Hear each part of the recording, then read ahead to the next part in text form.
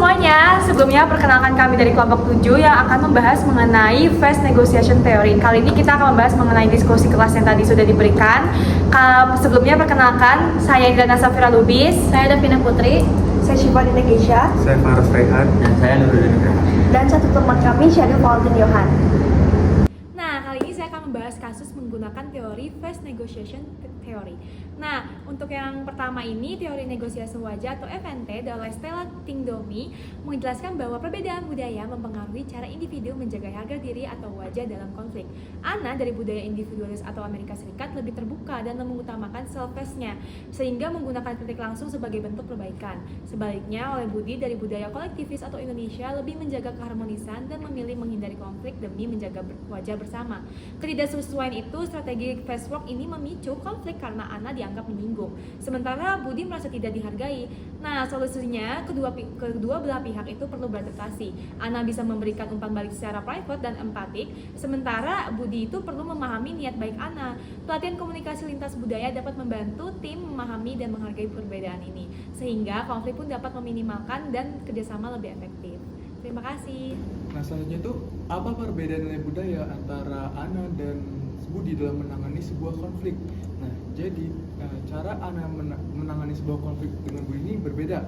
Karena Ana berasal dari budaya Amerika, dia mengutamakan self concern, yaitu berkomunikasi secara langsung. Nah, ia percaya kritik terbuka itu penting untuk hasil kerja yang baik tanpa terlalu mempertimbangkan perasaan pribadi. Nah, sementara Budi karena dia berasal dari orang Indonesia, dia lebih mementingkan other face concern, yaitu menjaga harga diri orang lain. Ia merasa kritik sebaiknya disampaikan secara pribadi dan tidak langsung untuk menjaga keharmonisan agar keharmonisan dia dan Ana itu selalu terjaga. Nah, akibatnya Budi itu merasa tersinggung oleh cara Ana yang menyampaikan kritik, padahal niat Ana itu bukan untuk merendahkan tapi untuk meningkatkan efisiensi. Nah, solusi yang terbaik itu adalah menerapkan mutual face concern, yaitu saling menjaga harga diri masing-masing dengan tetap berkomunikasi secara terbuka tanpa sensitif terhadap perbudayaan masing-masing. Baik, selanjutnya saya akan membahas mengenai pertanyaan ketiga, yaitu strategi apa yang bisa digunakan dalam kasus Ana dan Budi ini. Nah, Ana yang berasal dari budaya individualis seperti Amerika terbiasa dengan komunikasi langsung, termasuk dalam memberi kritik.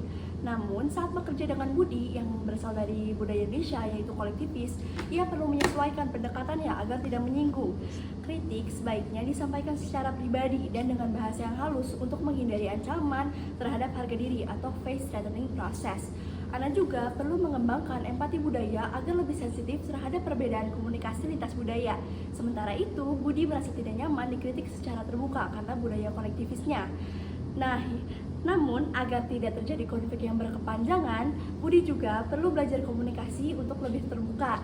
Ia bisa menyampaikan perasaannya kepada Ana secara pribadi dan sopan, serta berdiskusi nih mengenai cara komunikasi apa sih yang bisa saling menghargai agar kerjasama tim juga tetap efektif dan harmonis, seperti itu. Jadi selanjutnya saya akan menjelaskan pertanyaan nomor 4. Jadi Ana dari Amerika itu terbiasa ngomong langsung dan terbuka karena dia percaya itu cara terbaik buat memperbaiki kerjaannya. Buat Ana jujur itu bagian dari menjaga harga diri.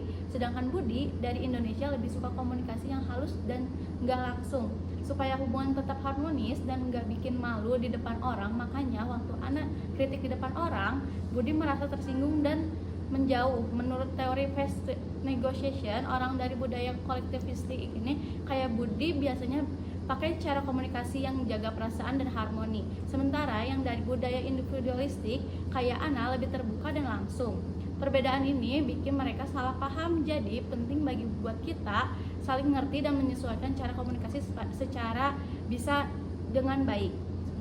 Oke, baik, untuk yang terakhir, agar konflik serupa tidak terulang di masa mendatang, perusahaan perlu mengambil inisiatif untuk meningkatkan pemahaman antar budaya di lingkungan kerja.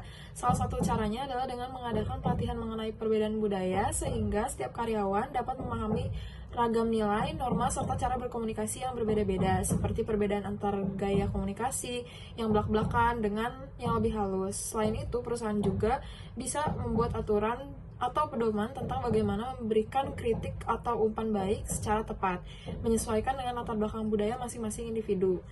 Membuka kesempatan untuk berdialog secara terbuka dan rutin itu juga penting. agar anggota tim bisa saling bertukar pengalaman dan belajar dari situasi yang pernah mereka hadapi. Peran pimpinan tim dan HR itu sangat penting dalam menciptakan suasana kerja yang saling menghargai, sekaligus menyediakan bantuan atau mediasi jika terjadinya ketegangan, dengan menumbuhkan empati dan mendorong setiap orang untuk memahami sudut pandang budaya lain, perusahaan di lingkungan kerja yang lebih harmonis dan produktif, sehingga resiko konflik akibat perbedaan budaya dapat ditekan semaksimal mungkin. Oke, sekian dari kami. Terima kasih.